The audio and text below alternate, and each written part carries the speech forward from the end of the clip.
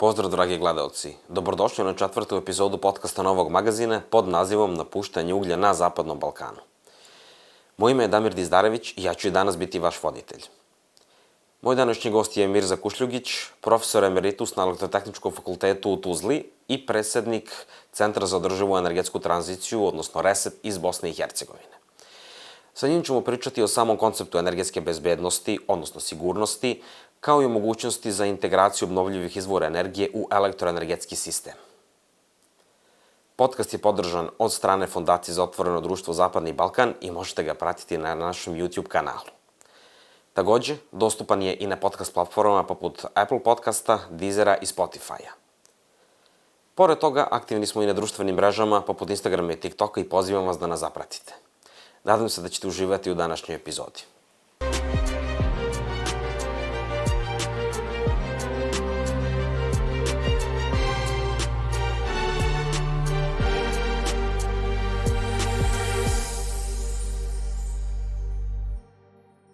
Poštovani Mirza, drago mi je da ste moj današnji gost u ovoj epizodi. Možete se predstaviti gledalcima i reći nešto o sebi.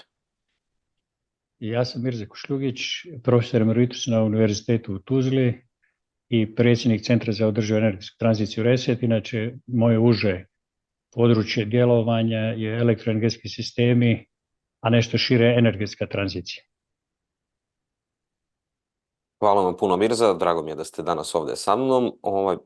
Razgovor bih započeo sa pitanjem šta je to uopšte energetska bezbednost ili energetska sigurnost, kako već ljudi vole da kažu. To vidimo da je to na vrhu političke agende u poslednjih par godina, naročito sa COVID-19 i sa ruskom agresijom na Ukrajini. Pa, da li možete približiti gledalcima sam taj koncept i kako ga mi, to jest donosioci odluka na Balkanu, najčešće tumače? Pa prvo, energetska sigurnost je osnovni kriterijum energetskih sistema ili planiranja energetskih sistema, pored druga dva kriterijuma, a to je dostupnost, odnosno finansijska prihvatljivost i ekološka i klimatska održivost. Dakle, to je osnovni kriterijum, osnovni zahtjev koji se postavlja pred svaki sistem. Posebno se takav zahtjev predstavlja pred elektroenergetski sistem, jer je elektroenergetski sistem specifičan po tome što su transakcije u dijelovima sekundi, što znači da koliko tu dođe do poremećaja, onda dolazi do jako velikih posljedica, što smo nažalost imali priliku da vidimo u našem regionu ili barem dijelu regiona ovoga ljeta kada je došlo do raspada sistema. Dakle, to je sigurno prvi kriterijum planiranja, ali na različite načine se tumači.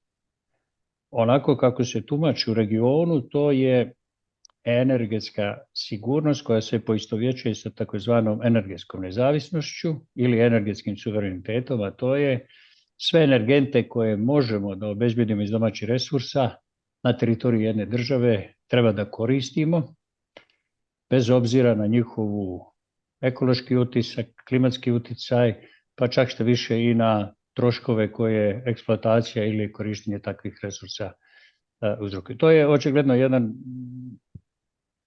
zastarjeli koncept, autarkični koncept koji je nemoguće održati i prije svega se koristi kada se govori o planiranju razvoja elektroenergetskog sistema, jer region i mnoge druge zemlje ne mogu biti energetski suverene. Mi svi uvozimo skoro pa sve količine nafte koje nam trebaju i naftne derivate, uvozimo najveći dio prirodnog gasa, a što se tiče električne energije, region je neto uvoznik, ali u suštini se nešto i uvozi i izvozi. Ono što je jako bitno je da se ne može ovaj prvi faktor energetske sigurnosti razmatrati odvojeno od druga dva faktora, ekonomskog i okolinskog, i jako je pogrešno bazirati svoju energetsku sigurnost na lokalnom resursu ukoliko je on u suprotnosti sa ekološkim i klimatskim zahtjevima i ukoliko je skup. A to je u regionu trenutno na dijelu. U elektroenergetskom sistemu većina zemalja se oslanja za sigurnost snabdijevanja električnom energijom na domaće termoelektrane na ugalj, koje su stare, koje su ekološki neprihvatljive, koji će uskoro biti pod uticajem CBAM-a što se tiče izvoza, a najvjerovatnije u vrlo bliskoj budućnosti i pred oporezivanjem emisija CO2. Dakle, velike su dileme i diskusije među stručnjacima. U Evropi je prevladao koncept da se traži energetska sigurnost evropskog kontinenta, a a ne pojedinih država, i da treba da bude baziran na postepenom napuštanju fosilnih goriva. To postepeno već sada znači do 2030. napuštanje uglja, do 2040. napuštanje gasa, do 2050. napuštanje i nafte. Dakle, da se bazira na obnovljivim izvorima energije. Naš koncept ne odgovara evropskom konceptu i mislim da zbog toga dolazimo do strateškog mimoilaženja u našim planovima i planovima Evropske unije. Da, to je veoma bitno, mislim, sad i u Srbiji vidimo kod strategije razvoja energetike do 2040. sa 2050. godinom, to isto koncepciju shvatanja energetske bezbednosti kao energetske suverenosti, a vidimo da to prosto nije ni moguće, jer naš ugalj je previše i preskup za eksploataciju i za korišćenje, a s druge strane ne odgovara ni našim, da kažem, klimatskim ambicijama i ciljevima. Tako, znači, da li biste vi zaključili da mi ne možemo dostići tu energetsku suverenost pod tim mnogim kriterijumima koje ste spomenuli?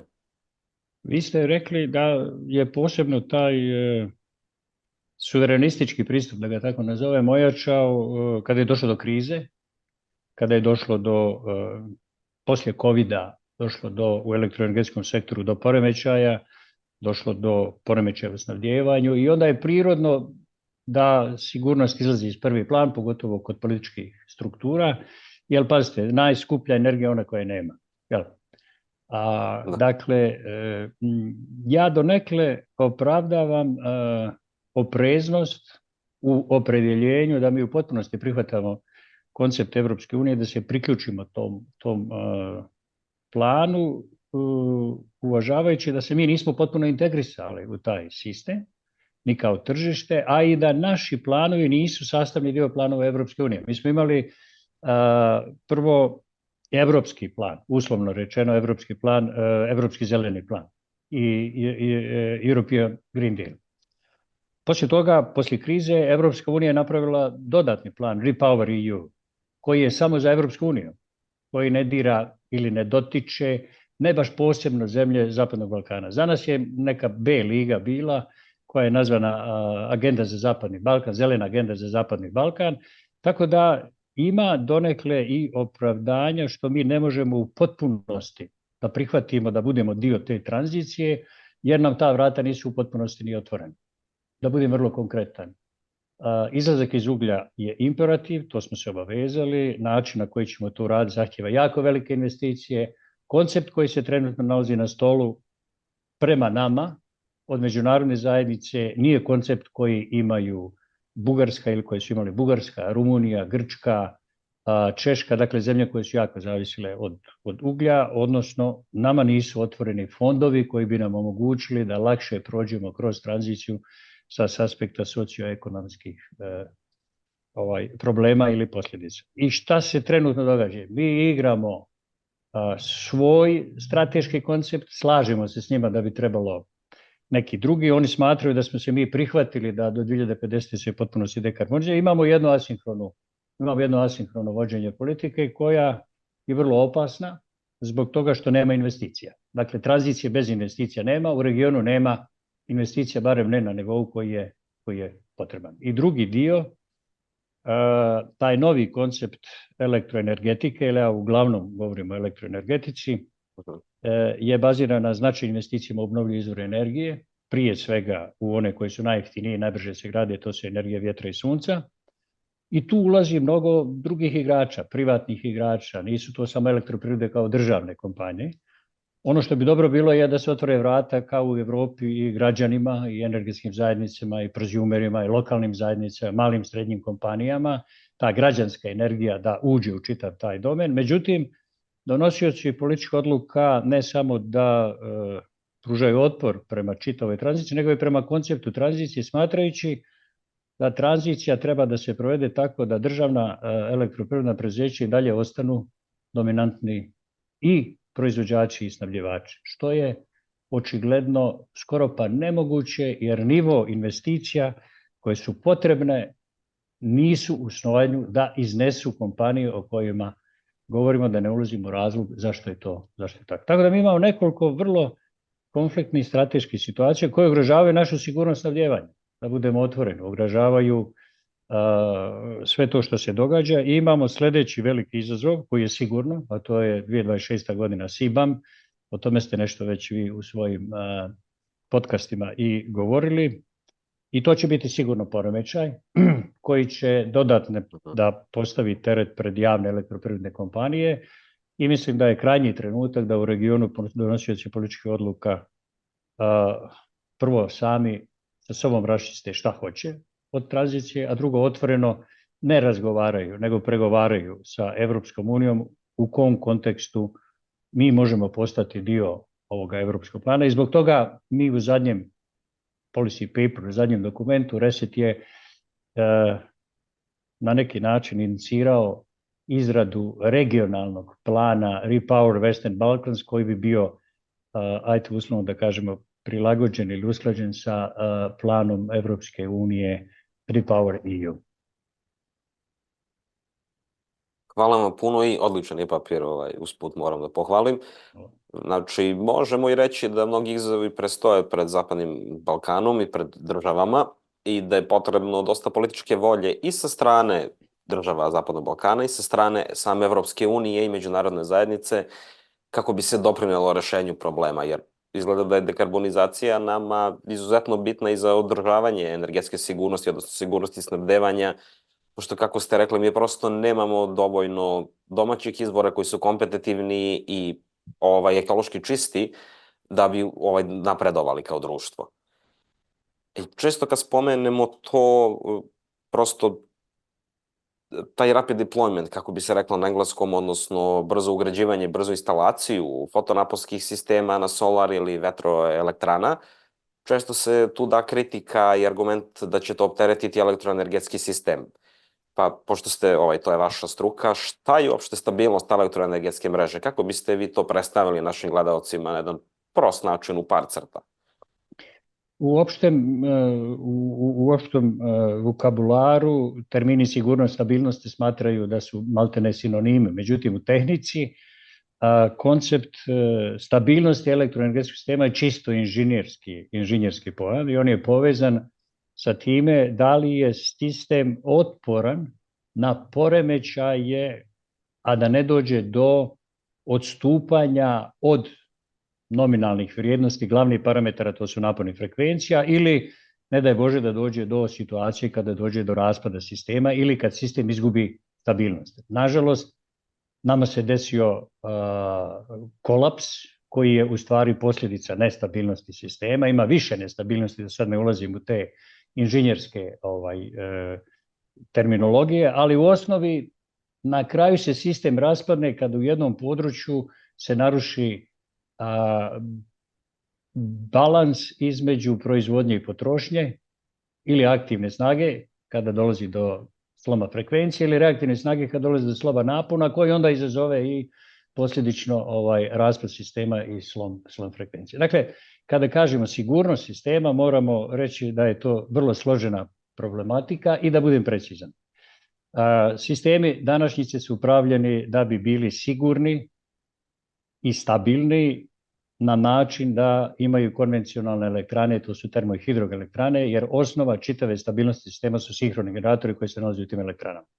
Obnovljivi izvori energije, kao što su vjetar i sunce, nemaju sinhrone generatore, dakle imamo skroz novu komponentu u sistemu i njihova način povezivanja sa sistemom slabi stabilnost sistema. Tako da stručnjaci vrlo često kažu priključenje velike količina vjetra i solara predstavlja problem za stabilnost sistema, što je tačno. Da li se to može rješavati i kako se to rješava, i to je poznato, ali ako to ne radite na način kako treba, onda dolazi do vrlo rizičnog načina vođenja sistema. Ovaj zadnji kolaps između ostalog desio i zbog toga što nije bilo dovoljno klasičnih konvencionalnih elektrana na mreži, jer je bio jako veliki uvoz energije, jer je bilo jeftino da uvozimo energiju. To je u tom trenutku sigurno bila neka energija iz solarnih elektrana, negdje gdje je bilo jeftinije, pa je bilo isplativije. Dakle, ovo što je bilo nedavno na konferenciji koja je održana u Sarajevu, Sarajevska sedmica za energiju i klimu,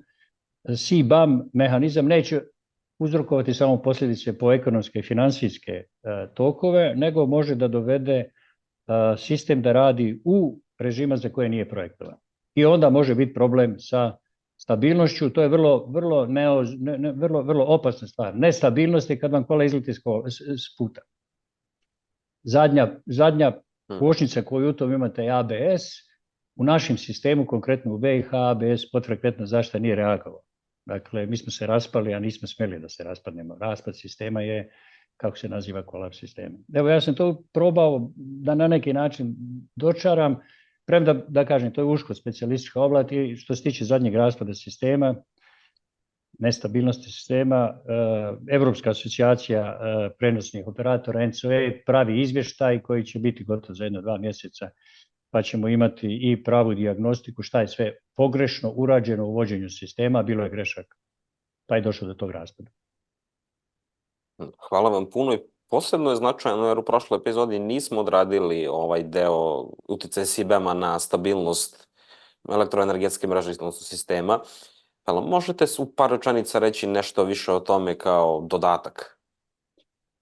Pa to je novo, to se sad otvara kad se CBAM kao realnost posmatra, jer više nemamo iz Evropske unije očekivanja da mi ispunimo uslove za izuzeće od CBAM-a, nego je realno da eventualno jedna od zemalja Zapadnog Balkana može da ispuni uslove od izuzeća, ali ove ključne zemlje koje imaju termoelektrane, između ostalog Srbija i Bosna i Hercegovina, izgledno je da neće ispuniti uslove. I onda se pravi scenarije kako će biti trgovanje, odnosno kud će biti energetski tokove. Region je neto deficitaran energijom.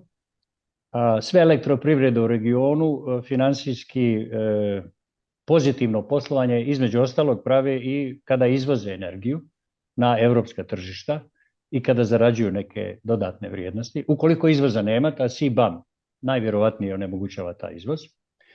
Onda dolazite u situaciju da elektroprivreda dolazi u teško financijske situacije na način da ne možete dići cijenu građanima, jer to politički nije popularno. Dolazi do problema u rudnicima, dolazi do problema termoelektranama, vjerovatno opada proizvodnja i vi postajete uvoznici, zavisnici uvoza. Ako imate veliki uvoz, potiskujete svoju proizvodnju i imate sistem koji je podložan nestabilnosti. Dakle, to je najnoviji analize koje se pojavljuju, između ostalog zbog raspada koji je bio u junu mjesecu, koji je vrlo sličan bio onome što bi mogao biti scenarij trgovanja za vrijeme CBAM-a. Vrlo sličan, mislim da ne ulazimo sad u analizu.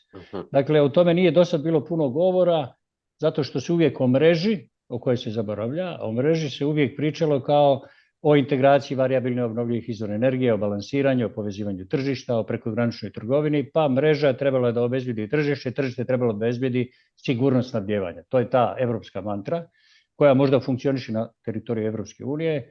Mi nismo integrisani, kažem, unutra i mi ne možemo biti integrisani pod uslovima koji nisu ravnopravni. Ne možemo se povezati s tržištem Evropske unije, gdje su ogromne subvencije koje se daju za termoenergetski sektor, a postoji opasnost da je to u stvari smrtna presuda termoenergetskom sektoru u regionu, jer ne bi izdržao tu konkurenciju. Dakle, ta tehnička stvar se pojavljuje u zadnje vrijeme i zahtijeva neku možda detaljniju elaboraciju. Ja sam je samo onako pomenuo jer htjeli smo da povežemo sigurnost snabdijevanje, tržište i stabilnost sistema. Odličan uvid u budućnost funkcionisanja CBAM-a i energetskog sektora u regionu. A sad kad govorimo o varijabilnim izvorima energije, na koji način mi možemo njih da integrišemo i kakve probleme oni mogu da izazovu i kako bi mi mogli da ih rešimo? Pa sam naziv varijabilni pokazuje da, uslovno rečeno, zavise od klimatskih uslova, ne klimatskih promjena, nego uslova na lokaciji, vjetra, insolacije. Negdje je predvidivo, kao što je kod sunca, negdje je jako nepredvidivo, kao što je kod vjetra, i kod sunca može da bude nepredvidivo ukoliko naiđu oblaci. Tu je moguće da proizvodnja fotonaponskih elektrana za vrlo kratko vrijeme, par sekunde, padne na nulu. Dakle, i tu je moguća ta takozvana intermitentnost. Dakle, imamo varijabilnost, imamo intermitentnost, imamo nepredvidivost. Sve su to karakteristike obnovljivih izvora energije, ali obnovljivi izvori energije su najjeftiniji. To što kaže da su skupi nije tačno, cijena je toliko pala da u stvari najjeftiniji oblik proizvodnje kilovat-sata je iz obnovljivih izvora energije, što je vjetar i solar. Ovdje ne govorimo o zlatnom izvoru obnovljivih izvora energije, otplaćenim hidroelektranama koje su stvari najvrijedniji i konvencionalni i moderni obnovljivi izvor energije. I to je poznato, to se znalo da je izazov. Ima još jedna karakteristika koja ugrožava i stabilnost sistema. Oni su takozvani bezinercioni sistemi, jer nemaju sinhron generatora koji imaju svoju inerciju i kojim je prirodno povezan sa frekvencijom sistema. Dakle, teški sa aspekta vođenja sistema. Ali mi nemamo drugog izbora nego da nađemo rješenje kako da se takvi izvori integrišu. Prva stvar je što je veće područje na kojem vršite integraciju, dakle ako povezujete tržišta, varijabilnost se sama po sebi pegla, to naročito vrijedi za vjetar. A drugo je ono što se zna da je rješenje je, kako kažu, vjetar, sunce, hidro i skladište. Dakle, mora biti ova posljednja komponenta, to je skladište energije, koje možda bude različito. Evo da spomenemo dva najčešće korisna, to su pumpno-akumulacione hidroelektrane i električne baterije. Dakle, to je sljedeći izazov, to se već primjenjuje na nekim zemljama koje imaju veliko učešće varijabilnih obnovljivih izvora energije, a u regionu je moguće koristiti i prvi pumpno-akumulacione elektrane, moguće je praviti nove pumpno-akumulacione elektrane, a baterije, po meni baterije bi trebale da se za početak prvenstveno koriste za integraciju solarnih elektrana. Ja što se tiče solarnih elektrana imam neki svoj stav koji se može otprilike reći ovako: solarne elektrane prvo treba stavljati što su manje snage i na krovove, jer je to najlakše, ekološki najprihvatljivije, najmanje rizično i najjeftinije. Dakle, ja se zalažem za građansku energiju za prozjumere, a onda da se tu na lokalnom nivou vrši to balansiranje. Znači, to su sad neke baterije koje se stavljaju ili odmah pored solarnih elektrana ili na distributivnom nivou. Jel? I to je to što se u stvari primjenjuje u Evropskoj uniji. Njemačku više ne možete postaviti solarni panel ukoliko ne ide u paketu sa baterijama. Odmah će se reći baterije su skupe, da, one se još uvijek subvencioniraju u Evropskoj uniji, ali i cijena baterija pada dosta velikom dinamikom. Neću ovdje namjerno da spominjem mogućnost neke budućnosti za 10-15 godina da su baterije i električna kola koja stoje na mjestu, na parkiralištu, pa da se i ta baterija može da koristi, nego govorimo o ovim fiksnim. Dakle, je li moguće? Moguće, i zato se ne govori o dekarbonizaciji. Dakle, sistem ili mreža budućnosti neće biti samo dekarbonizirana, nego će biti i digitalizirana. I to je ta dvostruka tranzicija o kojoj se govori, zelena, digitalna tranzicija i transformacija. Znači, bez pametnih mreža, bez digitalizacije, mi nećemo moći integrisati taj sistem, ali je bolje koristiti i prirodna rješenja, kao što je pametnije korištenje akumulacione hidroelektrane koje region ima za neku vrstu fleksibilnosti balansiranja, jer fleksibilnost kao termin koji se koristi može biti kratkoročna, srednjoročna, dugoročna.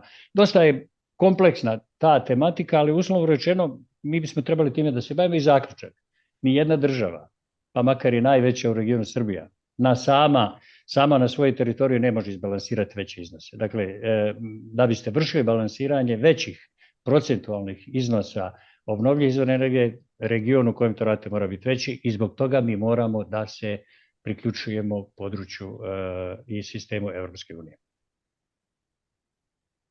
Hvala vam puno na ovom opsežnom odgovoru.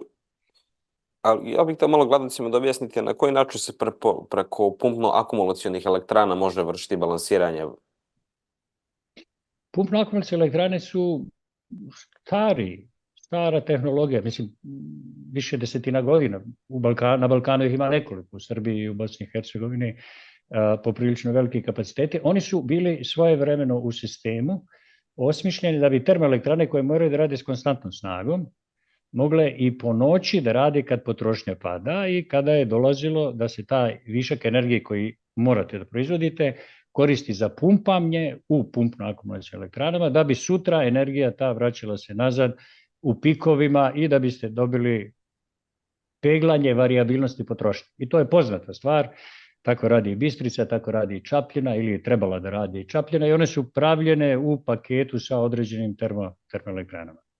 Ovo što se sad pojavljuje, to je da se pumpno-akumulacione elektrane trebaju da koriste za integraciju i peglanje ili proizvodnju ili obezbeđivanje fleksibilnosti sistema koji ima varijabilnih izvora, I sad tu moramo reći da tu postoji nekoliko funkcija. Jedna je kratkoročna u toku dana, druga je u toku sedmice, treća može da bude čak i do nivoa mjeseca, gdje uvijek dolazi do nekih fluktuacija. Najveća opasnost vjetra i solara je u stvari onaj period kad nema ni vjetra ni sunca, koji se dešava u Evropskoj uniji po nekih 6-7 dana i tad ste stvarno, bez obzira koji kapacitet obnovljivih izvora energije, vi prinuđeni da imate neki drugi rezervni kapacitet.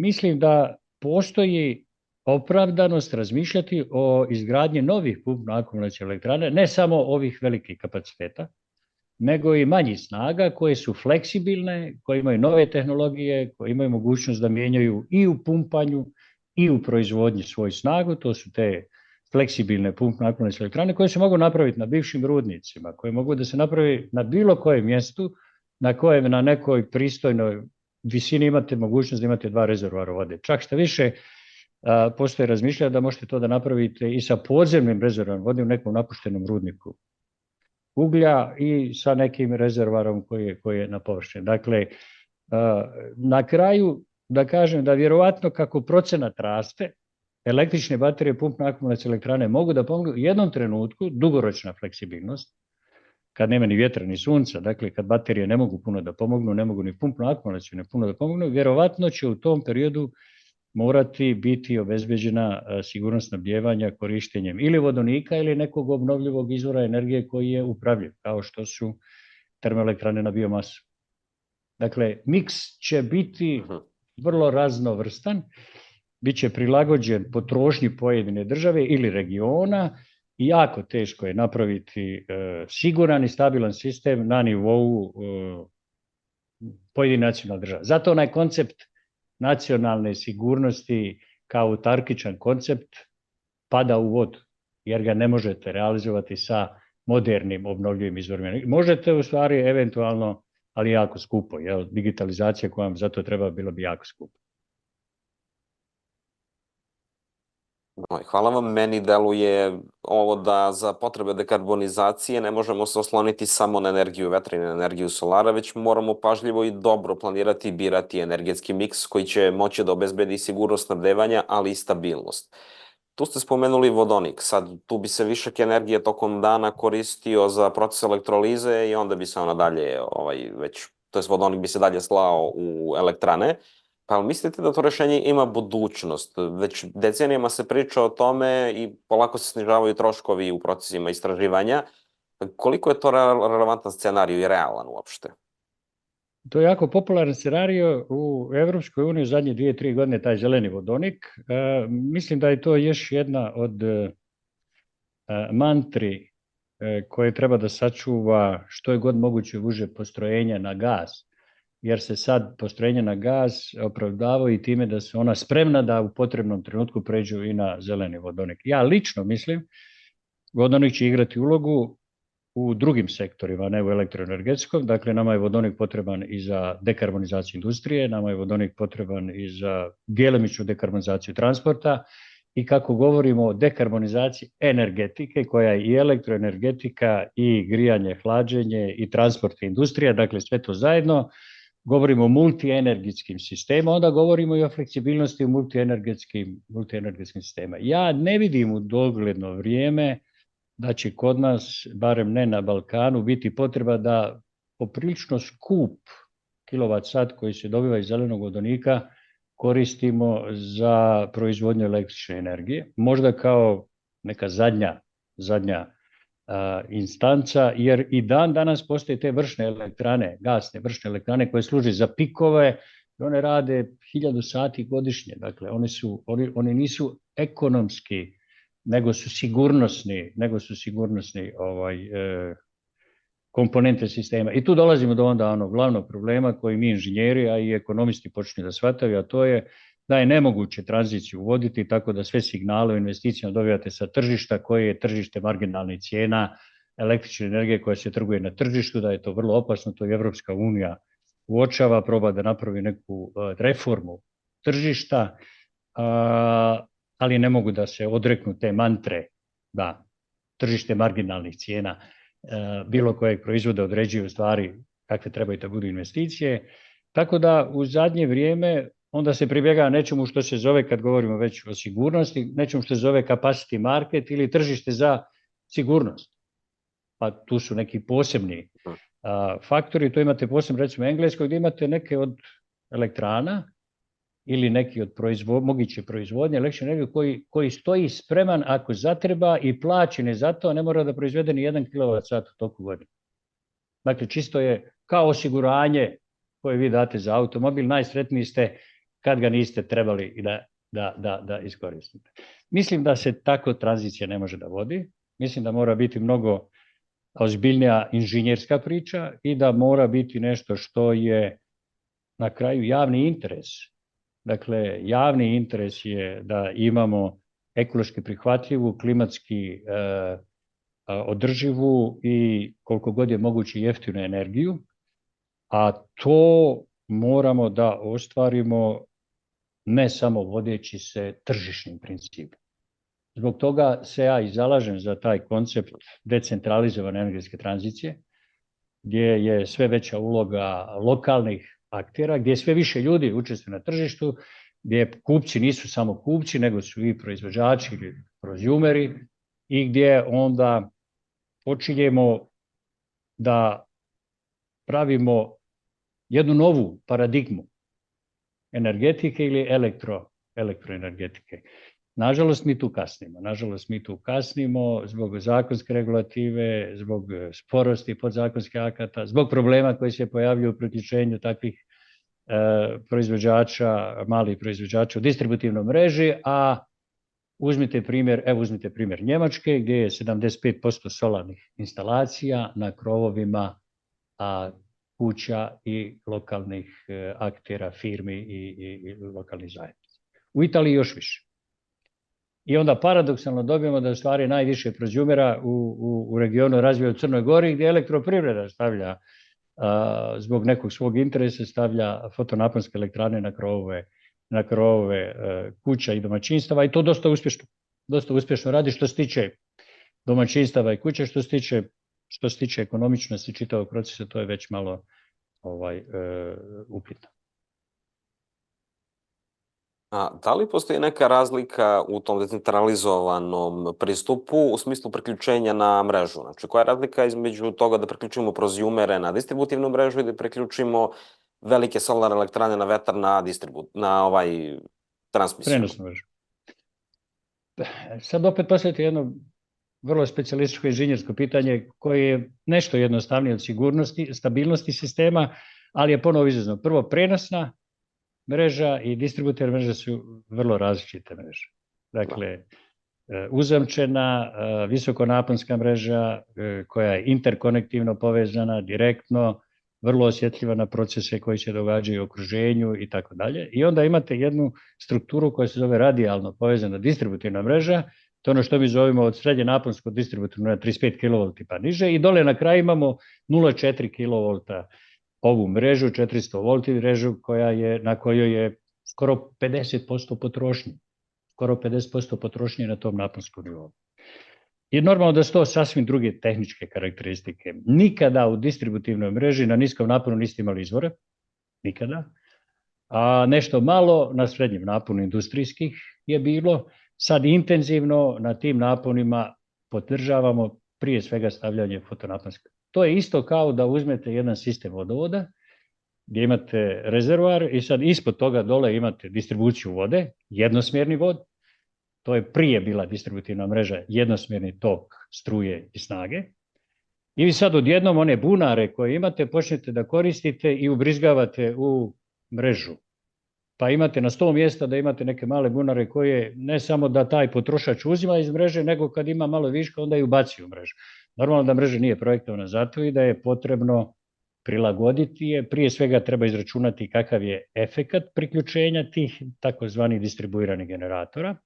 Postoje metode, jedna od poznatih metoda je metoda, na engleskom se kaže hosting capacity, prevodi se kao kapacitet prihvata, koliko vi možete bez velikih intervencija da prihvatite prozumera na niskom naponu, koliko možete da prihvatite na srednjem naponu. I otprilike postoje neke procjene, ako govorite o distributivnoj mreži, da bi najbolje bilo da optimalno koristite distributivnu mrežu ako 70% kapaciteta priključite na 0,4 kV mrežu, niskonaponsku, a 30% priključite na srednje naponska su privreda, male i srednje firme i neke institucije, a niskonaponska mreža su ove mikrokompanije i domaćinstva. Mi trenutno radimo kao Reset jedan projekat, smo počeli projekat sa elektroprivredom BiH i njenom distribucijom i sa distribucijom Crne Gore CEDIS, koje bi trebalo da podršku tim kompanijama, da ovladaju alatima i softverima koji im omogućavaju da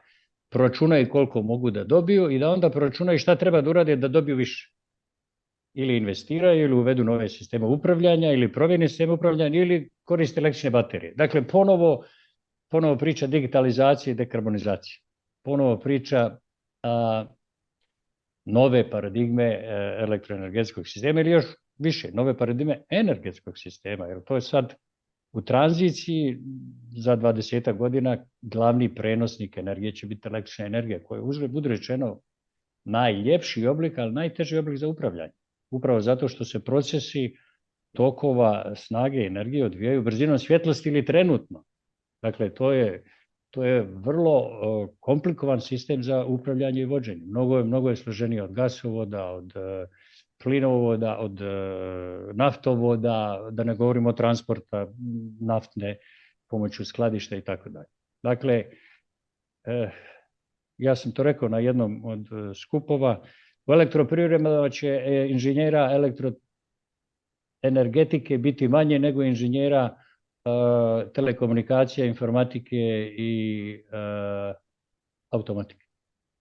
Mnogo će sofisticiraniji sistem trebati biti i treba će ga voditi i to je taj izazov s kojim se mi moramo suočiti.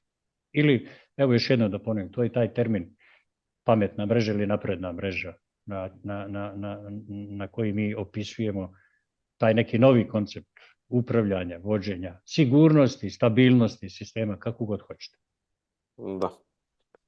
Ovo ste sjajno opisali, jeste bilo malo inženjersko pitanje, ali hvala vam na ovakvom odgovoru. I šta je po vama ključ za primjenu pametnih mreža i opšte za primjenu nove paradigme energetike, energetske tranzicije u regionu? Šta je to što zemlje moraju da urade, šta to mogu da rade drugi akteri u društvu? To je pitanje stvari digitalizacije elektroenergetskog sistema ili digitalne transformacije elektroprivreda. Dakle, ako pitate inženjere, oni uvijek idu na najsloženije stvari. Odmah će da počnu da pričaju o mikromrežama, o agregatorima, virtualnim elektranama. To su interesantne stvari. A mi u stvari treba da uradimo prvi korak. A prvi korak je, ajde da zovemo to digitalizacija 1.0. Da koristimo podatke koje već imamo na način da sa njima bolje upravljamo mrežu. Današnje elektrodistribucije imaju podataka koji su digitalizirani. Imaju geografski informacijni sistem. Imaju sistem gdje se registruju očitanja pametnih brojila, takozvana 15-minutna očitanja. To je taj MDMS sistem, kako se naziva. Imaju neki i SCADA sistem koji prati mrežu. Dakle, imamo mi već dovoljno podataka koji se, iskreno rečeno, ne koriste dovoljno, odnosno ne koriste se da se podaci pretvore u informaciju koje bi nam sad bile potrebne za donošenje odluka, za vođenje i planiranje sistema. Znači, prva stvar je, ajmo ovo što već postoji. I zato se kaže da je ekvivalent pametne telekomunikacione mreže pametni telefon, u elektroenergetskom sistemu da je to pametno brojilo ili sistem gdje su povezana pametna brojila, koji između ostalog treba da omogući komunikaciju da vi možete danas sutra da imate i svakog trenutka informaciju kolika je u tom trenutku cijena električne energije ukoliko se izabere da se ide na taj način. Dakle, ja sam za postepenu digitalizaciju sistema i postepeno razvijanje koncepata pametne mreže, koji će naravno onda poslije toga ići sa automatizacijom, poslije toga će doći do nekih SCADA uređaja i ovdje moramo kazati ponovo naše iskustvo iz ovih rada u zadnjih godinu, 2 dana. Postoji ovdje velika opasnost. Ta rješenja su sofisticirana. Ta rješenja od velikih kompanija imaju jako mali broj multinacionalnih kompanija. Vi se možete opredijeliti za jednu od tih kompanija, da dobijete to rješenje koje će vam to sve zapakovati, Siemens, Schneider, General Electric, ABB, Landis+Gyr, nije bitno ko. I onda ste zarobljeni. da ste zarobljeni sa rješenjem koje vam je ta kompanija dala. Postoje primjer u regionu gdje su primijenjena druga rješenja, a to znači da vi držite procese podataka od kojih pravite informacije, a to je ukoliko se pak opredijelite da vi razvijate te aplikacije koristeći neke open source softvere, neke open source baze podataka i to se sve više i više i u svijetu počinje da primjenjuje, a mi u regionu imamo primjer, jako dobar primjer Hrvatske elektroprivrede, elektrodistribucije Hrvatske koja se opredijelila za to rješenje, gdje oni drže aplikacije i vrlo uspješno razvijaju na open source platformama sa svojim inženjerima aplikacije koje su prilagođene njihovim potrebama, a ne da dobijete paket koji odlično funkcioniše u Danskoj i Holandiji i koji ima mogućnost upravljanja i mikromrežama, premda vama to neće trebati sljedećih 20 godina. Dakle, i ovdje na neki način upozoravam da postoji opasnost da uđemo u zavisnost. Možemo vrlo brzo ući u digitalnu zavisnost od rješenja, a onda će i onaj u smart grids, u pametnim mrežama, i taj smart neće biti pod našom kontrolom. I onda je pitanje kako vi držite energetski suverenitet ili energetsku sigurnost ako softver koji vam to sve upravlja je softver koji vi u suštini koji ne kontrolira. Ili vam nakon 10 godina isporučilac te opreme dođe i kaže mi ovaj softver više ne održavamo, kupite novi. I onda imate bespotrebne ogromne troške. I da na kraju skratim. Tehnologije, softveri, automatizacija ne čini više od 30% digitalizacije. 70% digitalizacije su ljudi, znanje, oni koji koriste podatke da bi napravili informacije i donijeli odluke. Ako mi hitno ne počnemo da pravimo elektrodistribucijama timove mladih ljudi koji su obučeni, koji će da koriste najnovije tehnologije, da upravljaju sistema, između ostalog i tehnologije koje se tek razvijaju, vještačke inteligencije, mi onda možemo da kažemo da smo suvereni što će resursi biti naši, vjetra, sunca, ali nismo suvereni što se tiče sigurnosti sistema, nam zavisi od softvera koji neko drugi kontroliše. Kao što, nam i prostite, mi trenutno što se tiče financijskog sistema zavisimo od međunarodnih banaka. Mi nismo suvereni što se tiče toga. Da. Bez obzira na regulativu, bez obzira to što je odlično. Dakle, možemo tako da završimo. Odlično zapažanje, Mirza. Ja bih to istakao i to je jedna stvar o kojoj se ne priča uopšte često kada se govori o energetskoj suverenosti i energetskoj bezbednosti. Znači, taj softverski element digitalizacije. I rekao bih da smo mi s ovim praktično i došli do kraja epizode i svašta smo pričali danas i o integraciji obnovljivih izvora energije, o stabilnosti mreže, o nekim inženjerskim konceptima, o nekim geopolitičkim konceptima, o nekim konceptima javnih politika, strategije, strateškim usmerenjima, pa bih voleo sad samo za kraj da u par reči ili rečanica, kako god je vama lakše, poručite nešto našim gledalcima i sumirate neke glavne zaključke o tome šta region treba da radi, kakav je okvir međunarodni, šta Evropska unija, šta god vi želite i smatrate da je relevantno. Energetska tranzicija, termin koji sad jako često koristimo, je uglavnom nešto što se smatra da počinje sa politikama, usmjerava se regulativom i onda imamo tehniku i ekonomiju, ali glavni faktor energetske tranzicije ili, još bolje rečeno, društveno-ekonomske transformacije su ljudi, društva, pojedinci, zajednice, inženjeri. Dakle, ja potenciram da je ljudski faktor ključni da li vi upravljate procesom.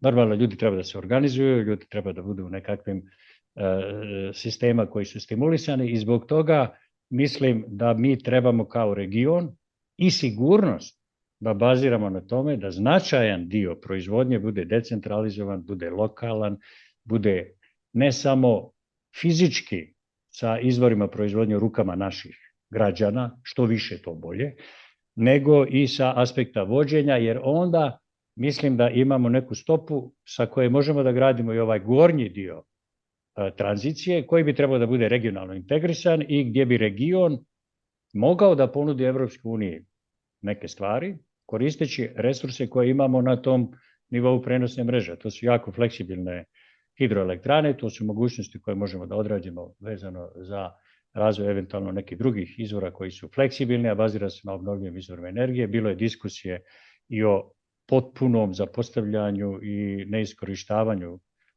mogućnosti koje eventualno može organizovani način proizvodnje toplotne i električne energije u kogeneracijama na biomasu da da. Dakle, o tome se nešto malo pričalo, onda se prestalo da se priča.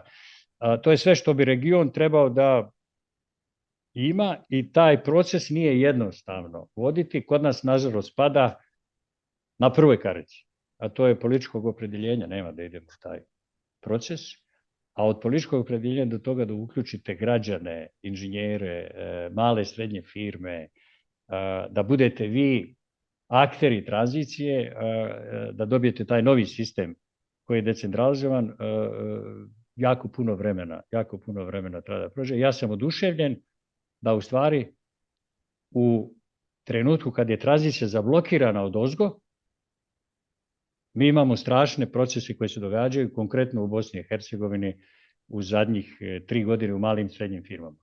Mi smo radili s njima neke projekte, nevjerovatno kako ti ljudi pod pritiskom tržišta i zbog svog interesa provodi mjere energetske efikasnosti, energetskog menadžmenta, elektrifikacije, postavljanje solarne elektrane za vlastitu proizvodnju, ugradnju digitalnog energetskog monitoringa i počinju da razmišljaju o oporezivanju CO2 i o SIBA bez ikakve pomoći države. Dakle, da li je moguće decentralizovano i odozdo? Očigledno jeste. Što građani još ne učestvuju, jedan od razloga je između ostalog što nemaju poticaja, jer mi imamo subvencionirane cijene električne energije s kojima držimo takozvani socijalni mir i onda ih držimo pasivne, a njihov potencijal je ogroman je financijski potencijal građana koji stoji u bankama neiskorišten. Dakle, veliki je izazov do nas je. Mi imamo u zadnje vrijeme i nekih nesporazuma sa kolegama iz Evropske unije, zašto ovo ne ide, da li je baš sve idealno sa strane Evropske unije i energetske zajednice, ali ruku na srce, poruka je do nas je. Mi ako ne napravimo zelenu i digitalnu infrastrukturu 21. vijeka, to je važnija infrastruktura od ove putne ili neke druge. Dakle, zelena i digitalna infrastruktura 21. vijeka nam omogućava razvoj ekonomije i sve drugo. Ako to ne napravimo, imat ćemo strašne probleme i protračili smo puno vremena. Protračili smo više od 10 godina pričajući i prolongirajući i izbjegavajući donošenje odluka koje su sad postale skroz očigledne. Vi danas možete da čujete da je električna energija iz solara skupa. Ona je daleko najjeftiniji izvor energije koju možete dobiti. Čak i sa baterijom. Pa hvala vam puno. Znači, možemo da kažemo da je ključ jedan pristup od ozda na gore, koji će uključiti širok skup i malih preduzeća i građana, a da je za to potrebno dosta političke volje od strane država i da taj proces treba da se gura ne samo na nacionalni, nego na regionalni nivo. Nama treba i da se naravno obezbedi digitalizacija. Nama treba tranzicija i od ozdo i od ozdo, ali ne zaboravimo ovu dole. Jer, pazite, rekao sam u razgovoru, 50% potrošnje na 0,4 kW naponskom nivou. Tranzicija će se desiti na tom naponskom nivou. Zašto tu da ne bude i proizvodnja? Jer tu će biti baterije, tu će biti punjači električnih automobila, tu će biti toplotne pumpe, na tom nivou će se to sve dešavati. I to je stvari jedino tako i moguće napraviti. Ali vjerovatno mi učimo na svojim greškama umjesto da učimo na iskustvima drugih, pa nam se ponavlja kroz istoriju to da u kritičnim trenucima kad se lomi radikalno ekonomska budućnost, mi nismo među onim koji su na vrijeme prepoznali u kom pravcu treba da idemo.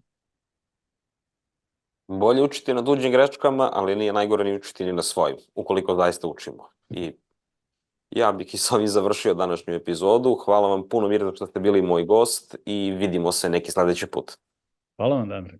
Hvala i vama na prilici da o ovoj vrlo složenoj temi energetske sigurnosti popričamo sa više aspekata, a ne sa onoga što običajno se diskutuje, pogotovo stavljajući u fokus sigurnost snabdijevanja gasom, geopolitika, to sam namjerno izbjegao.